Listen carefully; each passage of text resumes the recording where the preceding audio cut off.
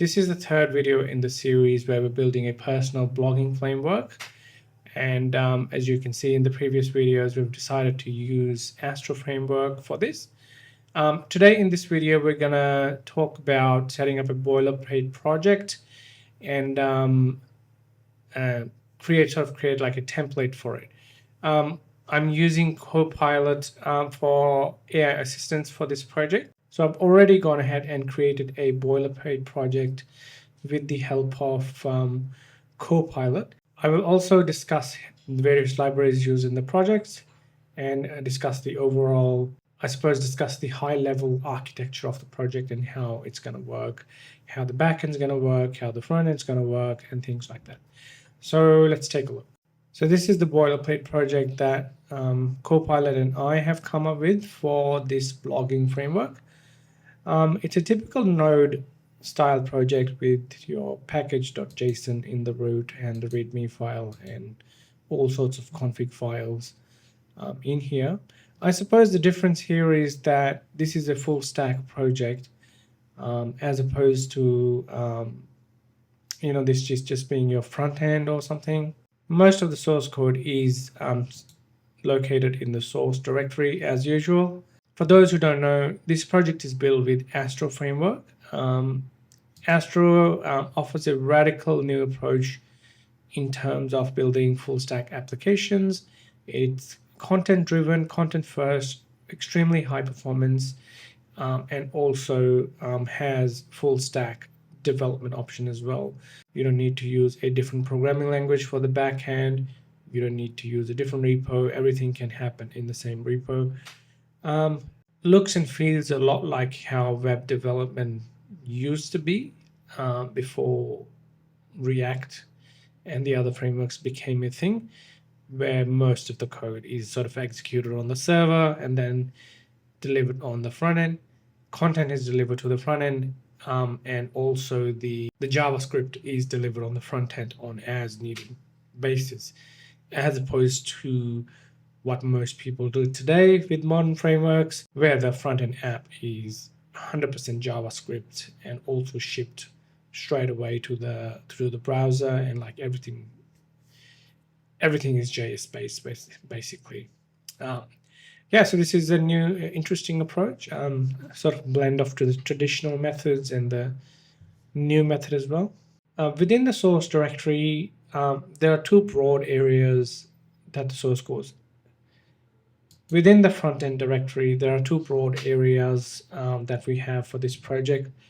The first one is the admin section. So this is the area where the creator of the blog or the owner of the blog will log into their personal admin area and sort of do management style tasks, manage their blog, create new posts, delete posts, edit posts, and things like that. The other area is within the general area, which is the publicly accessible area. For example, if a random user comes onto your blog, what do they see? Any source code, any code that drives that functionality lives within this general area. Then at the top level, you will see this pages directory. This is Astro's way of organizing routes. So the homepage of this application, within the pages, it's the index.astro file. This is where the homepage of our blog, accessible in the public area. And then the slug.astro is for each individual page or blog post. The slug is basically sort of like a nickname or a small name that we give to the blog posts or the pages. So you determine the slug when you create a blog post. You're given an option to create a slug.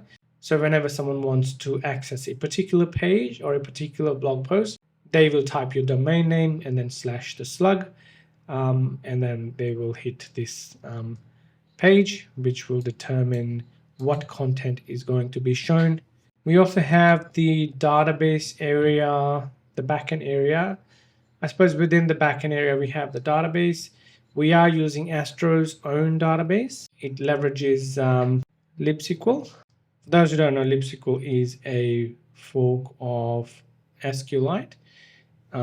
I believe it supports the file-based options and the remote options as well.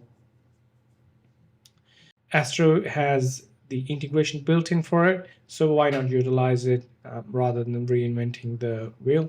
Talking about not reinventing the wheel, within the admin section, you'll see we are using, for the editing capabilities, we are using a library called editor.js. Editor.js is a full-fledged block style editor. It's an open source project, and it aligns with what we are trying to build here in terms of the block-based editing capabilities on our blogging framework. Instead of reinventing it ourselves, we're just going to use this open source library. As you can see, this supports a range of options, for example, headings, bulleted lists, numbered lists, checklists, tables, and so on. I suppose the cool thing is that all of this is then outputted in JSON, which then can be sent to the database or saved in whatever manner you may see fit. So it seems really flexible, and we're going to utilize it for sure. Here is a quick look at the README section. You can see we have rich content editor, just leveraging editor.js mainly. Admin dashboard area, where you can take a quick look at your blog statistics, build new blog posts and things like that. The front end area, homepage, post pages, things like that. And then we have the data management. Over here we have the instructions on how to run the development version yourself. This is going to be an open source project, so you're welcome to contribute to it. This is how you run the development server. This is how you create your first post. Now, let's take a quick look at what it looks like at the moment. This is mostly boilerplate-y stuff. Not much time has been spent yet on its development. This is just a quick prototype I've got up and running with the help of AI. Let's take a look and see what it looks like.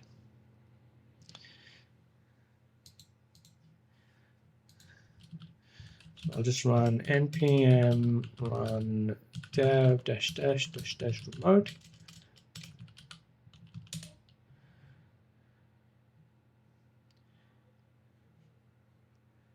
Four, 3, 2, 1. So we'll go localhost 4321. All right, so this is the default landing area where we can see all the posts here. Okay, so this is the admin dashboard of the app. Just a quick glimpse at how many posts you have, how many unpublished and how many published and things like that. Pretty good for AI work, I'd say. And then we can go straight to creating a new post.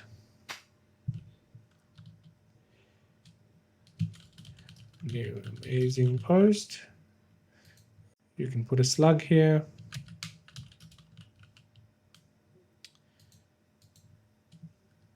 This is your content in the post.